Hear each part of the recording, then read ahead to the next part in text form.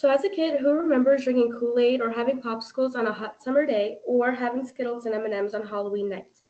Those memories might seem lighthearted at first, but behind the cool labels and fun wrappers are actually a lot of harmful chemicals that is used by companies to make their product look more bright on the shelf. As a nation, I think we shouldn't overlook these serious issues and take our next generation more seriously by not feeding them harmful chemicals. So I think the US should either ban the chemicals from being distributed or at least mandate the companies to put labels on their products so we would know which companies are using them. To really drive this topic, let's look at some of these dyes that are used every day and are sold in our grocery stores. The first dye is the dye that is most often used, and that is our red 40 dye, which is used to mimic a lot of fruit flavors in everyday items. It is heavily linked with ADHD, and it increases the symptoms of ADHD and causes the symptoms in kids that are not even diagnosed with it. It also increases feelings of irritation and depression and even migraines. On healthfind.com, I have found that it contains benzene, which is a cancer-causing substance.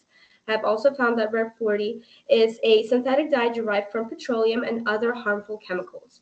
So when you hear that, you might think that there's no way that this can be accessed every day. However, kids can have these dyes um, in products like gum, candy, Skittles, M&Ms, and drinks like Coca-Cola or Hawaiian Punch. It is also in a lot of dairy products like ice cream and yogurt that mimics berry flavors. So if you are looking for a healthy snack in yogurt, I would recommend not picking anything that contains like strawberry flavors or anything like that.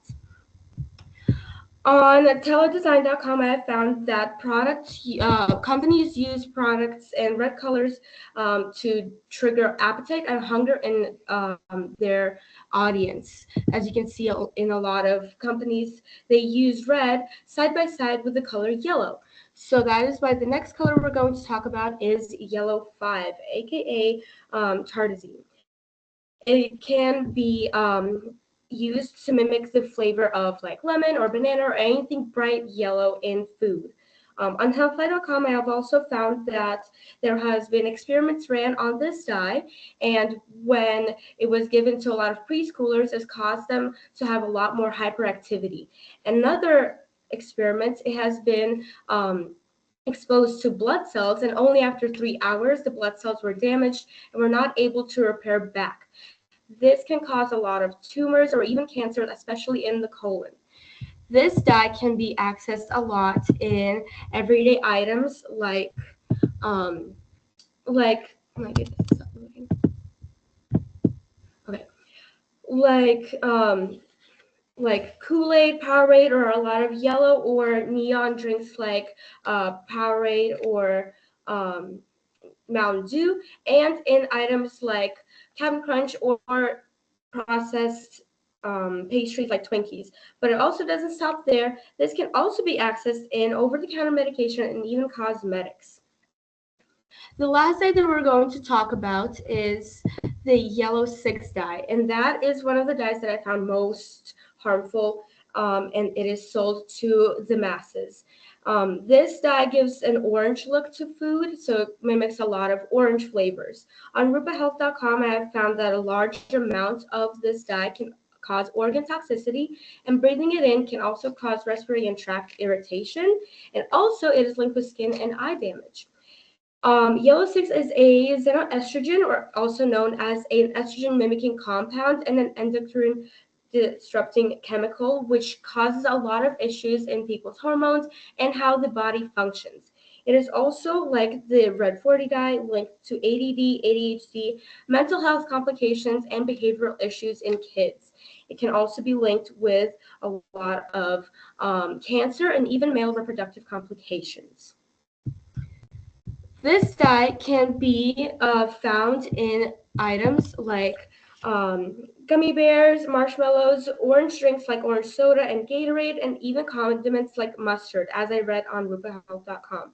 Yellow 5 and Yellow 6 both have a similarity because they can both be found in cosmetics and medication, and Yellow 6 is often also found in sunscreen, which is applied to kids from a very, very young age. Okay. So, to really drive the importance of our nation banning these food dyes, let's close out with a few facts that I have found.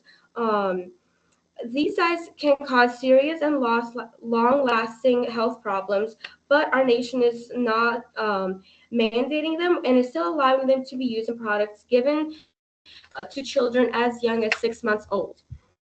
A few facts that I found on petersonfarms.com,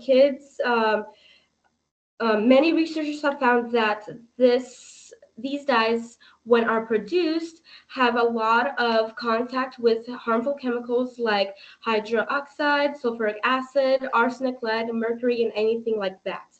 Another fact that I found is that the FDA confirmed that these dyes are synthetic chemicals derived from substances like petroleum, but they do not require manufacturers to test these food dyes for neurotoxicity. Unlike other nations like the European Union, which have found all three of these dyes and more to be unsafe and require companies to use labels on their products to make sure that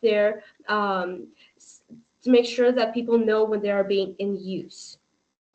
So after hearing all of these facts and problems and how these issues can be caused by food dye, is it really worth it to just make food look better? Or should companies really start mandating the limit on these food dyes to be distributed so easily?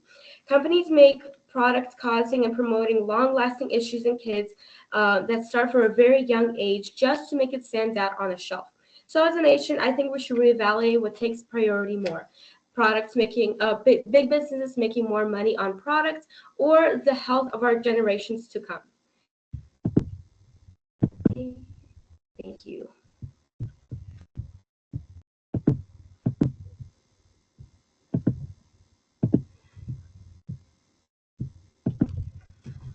Well, that was